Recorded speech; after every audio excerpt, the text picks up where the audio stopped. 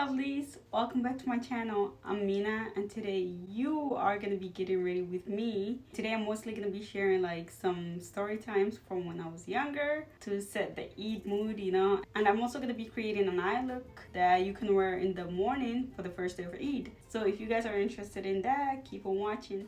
And as you guys can see, I'm trying to set the Eid mood already by wearing this abaya looking. This is a bodycon turtleneck dress. It is the same as abaya fabric, but it's not abaya, I don't think, because it doesn't have any sleeves or anything. So I don't think that can be considered an abaya. I'm wearing my turban, but anyway, I'm already talking too much. But this video is get ready with me, so I'm allowed to talk a lot, right? I haven't done anything to my face yet besides moisturizing. And also a little disclaimer, this finger got infected a few days ago and it was owie. So I just I had a band-aid on for a few days and I took it off and now it's like that. Just disregard that. Let's get into it. First, I'll try to multitask, which is something that I really suck at, especially as someone who's ADD. I get super distracted a lot and I tend to basically like take a lot more time doing my makeup when I'm talking because I'll stop now and there to tell you guys something instead of just talking while I'm doing the makeup. I do my eyebrows first, especially since today I was hoping to create like a bold smoky eye look, if you guys know what I mean. I'm mostly going to be focusing on the talking portion of this so I can focus on the makeup without talking about it. I don't know if that made sense. Did you guys even know what that meant? But anyway, yeah, and you're not crazy, I do conceal my eyebrows first. So let's just begin talking. No, for real though, start talking, Mina. Yeah. So one of the things I really miss about being back home is the Eid vibes. It's not the same as here, no offense. It's pretty nice here, honestly, but it's just not the same. And what I mean by that is like, back home where I'm from, at least in Kenya, in Nairobi, first of all, on the first day of Eid, right when you wake up in the morning, you can look out the window and there are just mobs going to the mosque. Like we used to wake up really early in the morning. There are two prayers normally. One is like 7 in the morning, and if you miss that one, there is another one that's scheduled around 9 in the morning. And normally, or I'm sorry, there's one that's like 8 o'clock and there's, I'm messing up my times, but I'm pretty sure they changed. It used to be one that's 7 in the morning and one that's 9 in the morning. So for those people who love their sleep like myself, can go to the 9 one. But anyway, when I was younger, obviously, I used to wake up earlier because I was forced to wake up earlier. Either my older sisters or my mom would wake us up. My older sisters would get us ready because me and my little sister were like the youngest in the family, so they would get us ready first. And mostly, there is a myth that people believe that children are supposed to be celebrating Eid more than adults because, they're kids. Just like Christmas. As a kid, I just loved Eid. That is one of the good memories that I actually have from being young and being back home, is celebrating Eid. Absolutely. We would wake up in the morning, and depending where you're from and how you celebrate Eid, my experience might be a little different than yours, and that's okay. And guys, don't mind me, I tend to get the mirror very close to my face, especially when I'm doing my eyelashes and my eyebrows, so that's that. But anyway, after waking up, the first thing I would do as a little kid would be go on the window because that just brought me lots of joy. I would go on the window before using the bathroom, before brushing my teeth, before anything literally. I would just look at the window because that only happened twice a year. I love seeing the mob just go in one direction, head into the mosque, and it was just like, oh my gosh, it's officially Eid. And one of the reasons that brought me a lot of joy was because for both of the Eids in every year, Muslims have to see the moon in order for us to even celebrate Eid. And normally every year there seems to be a struggle when it comes to that. Hundreds of years later, you would think that, we could figure out another way to figure it out. But no, there's always two sides. Up to this day, there's the side that says, hey guys, tomorrow is Eid. And there's the other side that's like, we're not celebrating. Eid is the day after. That doesn't make it easier, especially, as a little kid. You're like, is it Eid or not? Because I want to wear my new clothes that I got this year.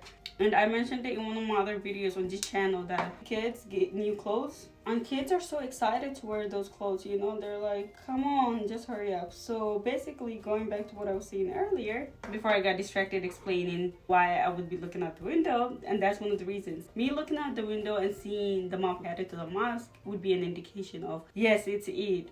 it's confirmed. Like I said, there is always that group of people that don't celebrate with the rest of us, which is okay. But the majority of people agree on one day, at least like 80%, I would say. In my opinion, I would just like stay on the window for a bit and just watch. It would just like so nice. I don't know why. It would be like very aesthetically pleasing seeing like black and white, man in white and then a woman in black. I'm not gonna lie, I just loved it. And that was something to look forward to every year. After my sister or my mom finally forced me up the window, because you know I'd be stuck there like I said, I finally would get up the window, and it was my older sisters or my cousin's job to get us ready as little kids, because you know obviously we technically could get ready ourselves, but I was like 6 or 7 years old. Well, at least the time that I'm talking about, it was when I was 6 years old, but it would be pretty much the same every year. They would get us in the shower, clean us up, and they would put us in our new clothes. That is a great feeling for a kid. I don't even know like if other kids feel like that. It just felt really amazing. You're just like, oh my gosh, it's official. It's happening. Oh my gosh, thank you God.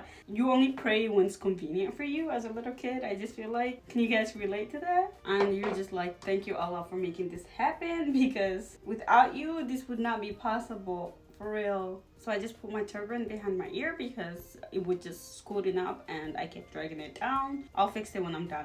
But anyway, I'm finally done with my bras, and I know that was a lifetime. If they're not sisters, whatever. I'm not going anywhere anyway. This was just to have a little nostalgia from back home when I was younger. I'm gonna go ahead and get started with my eyes now. Oh yeah, another thing that I forgot to mention when I woke up in the morning was, before even going on the window, I would look at my hands because I would have henna. Back in the day, we used to get the black one and the brown one done together. So it would be like an outline of the black one, and then there would be like little flower holes where the brown one would be filled in. You guys know what I'm saying. And the henna, the red henna, would have a really, really nice smell. So when we woke up in the morning, I would just look at it and I would smell it.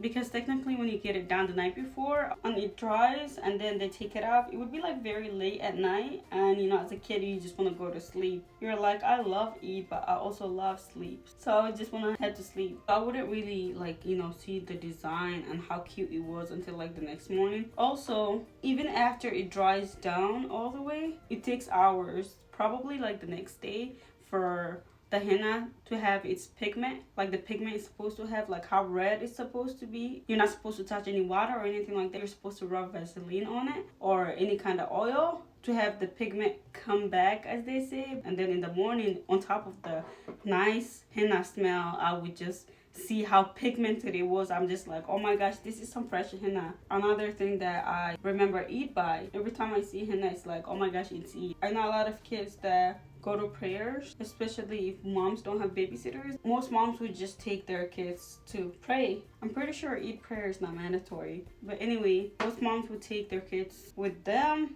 but my mom did not even go, so we wouldn't even go. I know this might sound a bit crazy, but one of the other reasons I feel like as an adult now that we didn't go is because my mom did not just want to buy us a brand new abaya.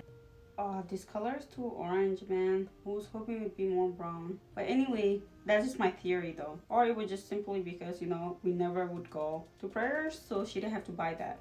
Because of that reason, whoever is dressing us up would just get us in like the new clothes. The new clothes that our parents got us, which would mostly be like cute little girl dresses, like, you know, princess type of thing that we had going on. Right now, I'm just like cringy. Oh, but at the time, being a kid and loving new clothes, even if it was like the most cringiest thing ever, we would still love it because it was new. Who doesn't like new clothes? Who doesn't like new things? And that mentality was just there. And plus, it's not like we had any option because that's what you get. Wear it or leave it. It's up to you. So anyway, I'd be wearing that, and then the next thing would be hair. Sometimes it would be like hair first and then dress. Like my sisters would just want to get the hair out of the way and then come back to dressing because dressing is way easier than hair. But sometimes they would do the other way around. It just depended on how they were feeling at the time. So with that being said, let me just describe how they would do the hair. I don't think straighteners existed that time, and even if they did, like, we didn't have it. So they just blow dried as best as they could, meaning like, you know, they use a brush, like a blow dryer brush, and try to make it as straight and like little cute curls on the bottom. It was a little cute hairstyle. especially for like a 6-year-old. The design would normally be like very similar every year. It would either be like, you know, a high ponytail and then curls on the bottom. I had a lot of hair. This was like before my hair was damaged and abused and everything that I did to it over the years. So it was pretty healthy. It was so much hair. And I had a long hair too. Like right now I keep it very short, but it was like on my back. And I was a pretty short kid, you know. So my hair would actually look very long, even like curled on the bottom, and it would be like a high ponytail, and then I would have like cute bangs, either like regular bangs or like side bangs, and they would split it and it would be like a bit longer up to my cheekbones, and it would be like separated in the middle, and two like bang curls, and it was like a little cute thing that I had going on, or regular bangs depending if my bangs grew out. But that would be like the hairstyle. And then for like accessories, we would have like a little cute bracelet and like one earring. I would like to think that's pretty blended out, and I want to do black on my eyelid, like right here. When I said smoky, I meant it, guys. But anyway, after we were dressed up, we were ready to go and do the traditional Eid money hunting. I don't even know what to call it.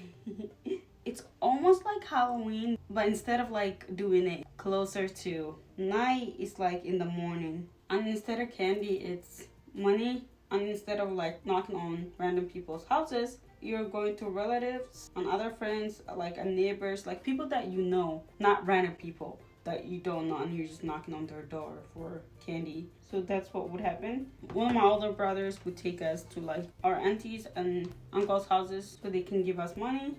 It was pretty nice. Sometimes we would keep like the whole money depending on how much it is. But I had some relatives that were rich, so they would give us like a lot of money, and my mom would be like, where's the money from those relatives? Because she already knew who would give us like how much and stuff. She definitely let us keep some, which was really nice, because she could have easily kept all of it. But anyway, I would take that, and I would buy like dolls and stuff like that, because I'm like, oh my gosh, this happens like once a year, because my mom did not buy us toys like that. So I was like, this is a happy occasion for me, you know? So that would be like my only chance to get all the dolls that I wanted. Another time, dolls were very cheap, so I was able to get like a lot for my money's worth. We would also buy stuff that we normally couldn't afford the rest of the year. At the time, we couldn't afford any ice cream. So that was pretty nice. And then we would get a lot of candies. So my brother would take us to the supermarket, which is technically like a grocery store, I guess, but it's like Target or Walmart, because they have like dolls and stuff like that too. Ooh, that's coming together, I guess. We would buy a lot of ice cream, and we would buy dolls and other toys, and he would be like, are you guys ready to go? And we'd come back home and watch some TV before later on going out again with the rest of the family. Mostly my mom would stay home and my dad. So it was me and the rest of my siblings just going out to have fun. And we would go out like to the cities, which was like 30 to 40 minutes drive. My brother would rent a taxi because it's worth it, you know. That happens like once or twice a year. So it's worth renting that taxi. Okay, I want to do the silver glitter and see how it is. Oh wow. Yes, finger swatches are the best, guys. Look at that. Yes. If this was a review, you guys would be so tired of me. But anyway, you have to rent the taxi ahead of time because other people also want it, and there's a large population of Muslim community back home, and everyone would be like mostly going out on the first day. So you try to rent the taxi like, you know, really early in the morning. Otherwise, you don't get it. We would have the taxi like the whole day. So depending how bougie my mom would be feeling that year, we'd either have 2 outfits for one day or the same outfit on, and she'd be like, you guys are good to go. People barely saw you with that outfit, and now you're traveling like 30 minutes away from home. You're good to go. I'm not, you know, I can't afford 2 outfits. But sometimes she'd be nice and she would get us in 2 different outfits. Me and my sister always loved being put in a new outfit. So let's just say that, you know, we were still in the same outfit as we were before until later that afternoon, because my sisters, my other siblings, and my cousins still had to get ready. I feel like I messed it up. Oh my goodness, I messed it up, didn't I? So me and my little sister, since we were the kids, we had to basically just, you know, hang out and chill and wait for the rest of the crew to get ready and all of that. And when I say they would take forever, girl, that goes for me too. You know, I take forever to get ready now as an adult girl, but as a little kid, I'm like, I don't know what's taking, like, what is the hold up?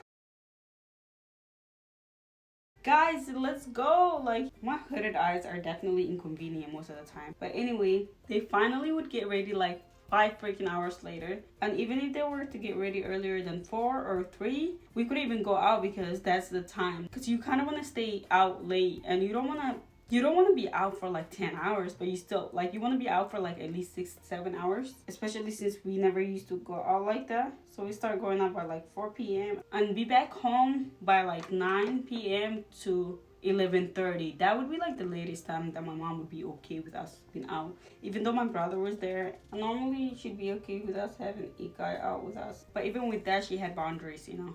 So my brother drove us to like different places. The 2 infamous places that we used to go to. The first one would be this place called the Village Market. And it would just be like a very fancy place where foreigners would just be chilling. It was like a tourist place. And I'm actually gonna just work on the bottom of my eyes now. So anyway, the place would be like basically filled with white people. Another time it's like, oh my gosh, this is a very fancy place because white people are here. And that would be like another nice way for my sisters and my cousins to be like, you guys don't embarrass us because, you know, there's white people here. Oh my gosh, the McDonald's there is fire. Oh my goodness, I loved it. Even when I went back in 2011, I loved it. The McDonald's there is fire. Oh my god, my eye is like watering. What the hell? The eyeliner is not sticking. I'm freaking out. It would be so expensive, but it would totally be worth it. This is a problem, guys. Okay, I'll be right back. Okay, so I think I kind of fixed it. This needs to stay open. This is the reason that I do eyes first, especially when it comes to smoky. I know some people don't make as much mess, but I feel like I actually like it because I just feel like I enjoy seeing clean face afterwards. Anyway, we'd be like walking around and we just, you know, be chilling, seeing like other people from different countries, mostly white like I mentioned, and some of them would be with Africans and some of them would be like with Indians and stuff, like different ethnicities. And that was like our first time seeing interracial people. We'd be like, wow, they're with black people, they're with Indians. Because in Nairobi it's mostly black and Indians that own those fancy places. And I feel like they meet a lot of white people that come to visit the country and did end up, you know, dating or whatever. I have to focus on my mascara, guys. Sorry. So anyway, that would be actually the second place that we would go to. The first place would normally be like a place where it was very hype. It was a place where they had rides and stuff. I want to compare it to like Disney World and SeaWorld. Not SeaWorld, mostly Disney World, but that would not be fair to Disney World because that is not close to Disney World. But the place would have like roller coasters and other rides, and it would be like an open wide area, like grassy area where you could also walk around, but you know, it would mostly be rides and like outside food, and music would be playing. It would mostly be like Indian songs playing on the stereo. I think there would be like a DJ there, and it was just very hype and very lit. That was basically like to bring out the Eid vibes, you know, to let you know, hey, you're here to celebrate Eid. And that would be like one of the places that in the morning would be like a prayer area, because it's a very, like I said, it's a very wide area that you could easily bring rugs to play with. Wow, Mina. Rugs to play with. I'm done. Rugs to pray with. And it would just, you know, it would be like a very big place for a bunch of people to come and pray, because mosques are definitely limited on Eid. Alright guys, I have my eyelashes done. I was gonna do on camera with you guys, but I was on a call. But I'm gonna clean my face up with my moisturizer before putting foundation on. But anyway, where was I? Yeah, so the first place that we would go to would be like that Carnival Philly place. We'd be there until that place closed, pretty much. There were so many things to do, like, you know, they'd have like street kind of foods that I normally enjoy. They'd have like mangoes with like spicy stuff on it. And if you're from, you know, Nairobi or Somalia or Mombasa, you know how those things are literally our favorite. We'd be there until like the place closed, and then we would go to that other place that I mentioned earlier. That place would basically be like to chill, because now we're just so tired from walking around. The other place that I was talking about would just be like a wedding. Yeah, and I forgot to mention that the other place, the festival place, had like areas where you would go and there would be like an area for like people dancing, just like a festival. I just feel like because there were so many Indians and they probably owned that place, they kind of like were doing a combination of their festival to make it more welcoming for Muslims, because there were so many Indian Muslims back home. And the other place would basically be like a place to chillax, you could say. I just literally wiped up the blush. What the heck? It was mostly chill, but it was not really chill. I mean, if that makes sense. It was like a place to chill, but it wasn't really a place to chill either, because you still be walking around until you got to the food court. And when I say food court, it wasn't like, you know, when you go to the mall here and there's like a whole food court. Especially living close to the Mall of America, where half of one floor is like the food court. Yeah, it wasn't like that. When I say the food court, it was like 3 restaurants to choose from. One of them was McDonald's. Actually, you know what? I'm sorry. There was definitely more than 3, but 3 that we could choose from because, you know, the budget. The place was like, you know, for foreigners who had monies, and we didn't have that kind of money. And I'll do Huda for full coverage. I think 1 pump is enough. But anyway, we'd walk around first. It was mostly, like I said, for like dates, and it had like that aesthetic. It had that vibe. It was definitely for like mostly couples or like people who just want to chill. Anything that you can think of for chilling is totally the opposite of the other place that I was talking about earlier. Like if you want to smoke shisha, or if you just want to chill with your friends, it was definitely not giving me like family vibes. We still went there anyway. Since it was like a tourist place, it would have like a bunch of stores besides the food areas and the hookah place where you could buy like overpriced clothing or makeup or like products.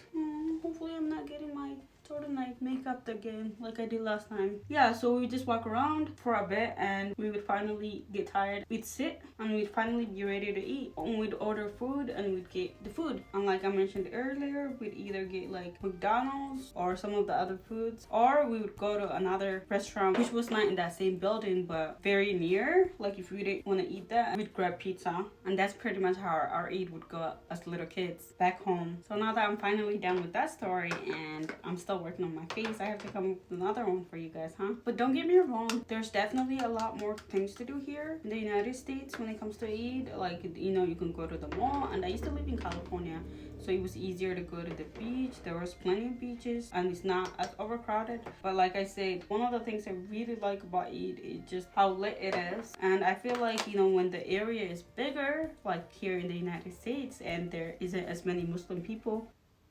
Let me rephrase that. There are many Muslim people here in the United States. There is just like much more space here too. So that's that. Since I'm doing too much today, I'm gonna bake. I've never actually experienced Eid in Somalia because I haven't been there since I was like 4 years old. So one of the things I really miss about Eid is the food. We'd have lots of food. We'd have lots of different home cooked food, which was mostly very enjoyable. The first Eid of the year, which is the one that comes after Ramadan, each family would make or buy a lot of like homemade sweet desserts. You can buy from other people that make it and then they sell it to you. So that was really nice. And we'd always have like that special breakfast on Eid morning, and we're always like, oh, I wish we had this the rest of the year. But nope, you don't get that the rest of the year. You only get it on Eid day. Well, sometimes we do get it like on special occasions, but they still have to be special, obviously. But like I was saying earlier, Eid was definitely a bit different here. I mean, if you're like past a certain age, you shouldn't get as excited about Eid because, you know, you're not a kid anymore. But like, who says we can't get excited? Get excited all you want. It's just fair enough, right?